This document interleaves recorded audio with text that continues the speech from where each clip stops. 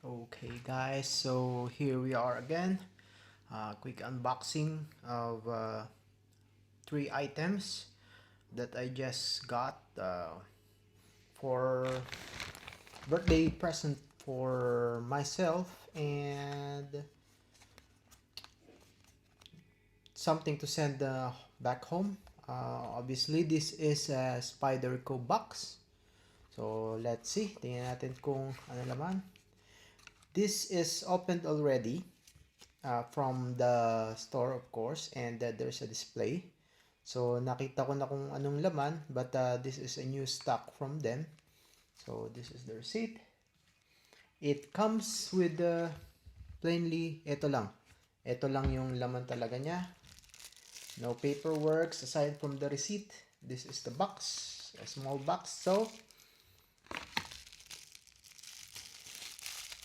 I have been eyeing for this one kasi hindi siya uh, tako pansin. Unlike na yung ibang knife, medyo pansinin. Especially if bawal magdala ng pointed objects or knives anywhere. This one is a UK legal, although I'm not in the UK. But because this is just a friction lock, I think that's what they called it. Hindi siya naglalak. There's no switch to lock this. Meron lang siyang mechanism here na sumasabit siya dito. See? That's just to hold it slightly when it's locked and when it's folded. This is, by the way, called the Spyderco Dog Tag Generation 4. The other generations, for what I know, is that they don't have this. Half of it is covered.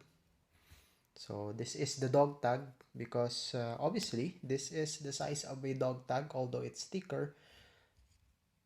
It's made in Taichung, Taiwan. Mostly that I know yung mga top of the line or high end na Spyderco is made in the USA.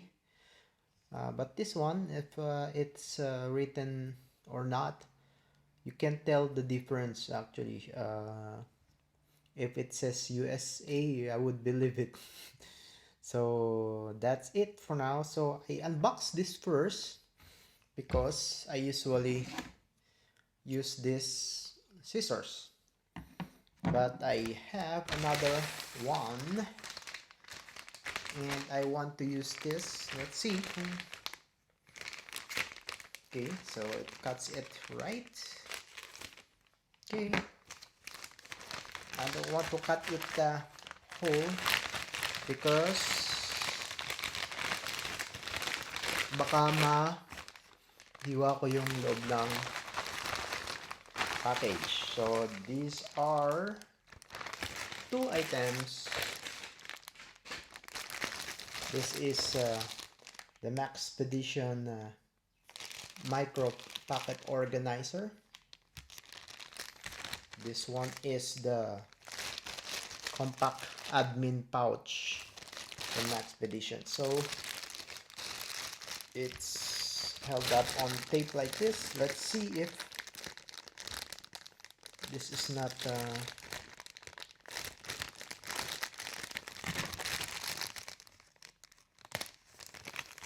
slashed or anything. Check lang din natin quickly. So usually this will be for EDCs. It's darker than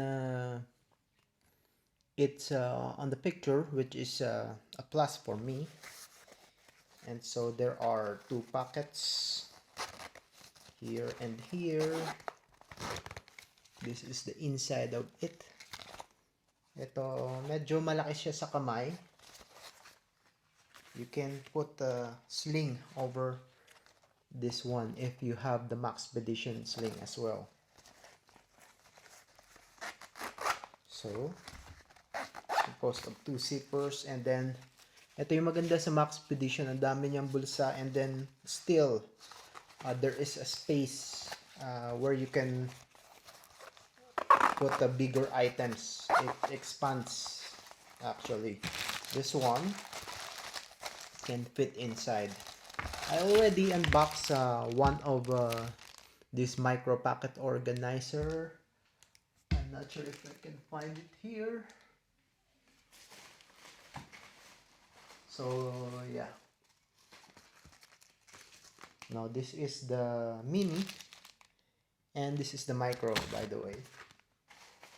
Oh yeah. So this is the micro in green. I recently unboxed this. This is the micro in black. So that's it for now. I cannot.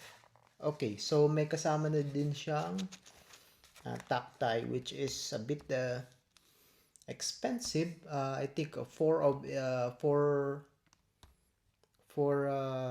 pieces or 6 pieces of it is maybe in peso is 100 each, if I'm not mistaken. So this is a big plus kasi hindi ka nahanap ng tactile.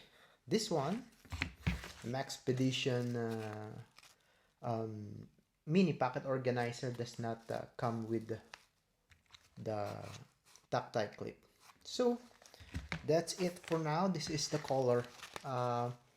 It's a bit darker in appearance sa personal. Okay, so that's it for now. I am really enjoying this one. So this will be my everyday pocket carry if I don't want to carry a bigger knife, para iwas sa mga mata na rin na hindi siya aggressive tingnan pag nilabas mo. It just looks like a cutter, and hindi parang may sasaksakin ka once na inopen mo yung other Spyderco models or other knives for that matter. So, okay, that's it for now. If you like the video, please like and subscribe. I am waiting for another smaller knife. I'm into smaller knives lately, and I'm just waiting for the package to arrive so that I can unbox it and let's enjoy kung ano yung nandun sa loob. I'm real excited to do that because it's a gift from my wife. Okay, so that's it for now. Thank you and goodbye.